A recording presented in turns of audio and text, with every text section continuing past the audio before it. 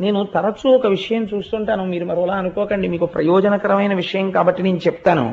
నేను చాలా ఇళ్లలో ఎప్పుడైనా వెడితే పూజా మందిరం చూడండి అంటుంటారు. అంటే వెళ్ళి ఒక నమస్కారం చేసి వస్తాను, వాళ్ళ భక్తి గొప్పది. నేను ఎవరిని విమర్శ చేయట్లేదు, కానీ ఒక విషయం తెలుసుకోండి.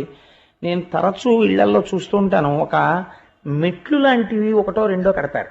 కట్టి దాని మీద ఏమీ ఆచ్ఛాదన ఉండదు, కనీసం ఒక పేపర్ కూడా వెయ్యకుండా దాని మీద ఒక చెక్క కానీ ఒక మంటపం కానీ ఏమీ ఉండకుండా దాని మీద ఈశ్వరమూర్తుల్ని నిలబెడుతుంటారు.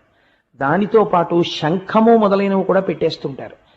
అలాగే యంత్రాలు ఎట్టి పరిస్థితులలోనూ భూమికి తగలడానికి వీల్లేదు.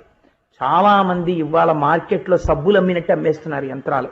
ఎలా అమ్ముతున్నారో వాళ్ళకి తెలియాలి, కొనుక్కునే వాళ్ళకి తెలియాలి. యంత్రాన్ని అందరూ పట్టుకోలేరు, యంత్రాన్ని అందరూ హ్యాండిల్ చేయలేరు. యంత్ర పూజ ఎందుకంటే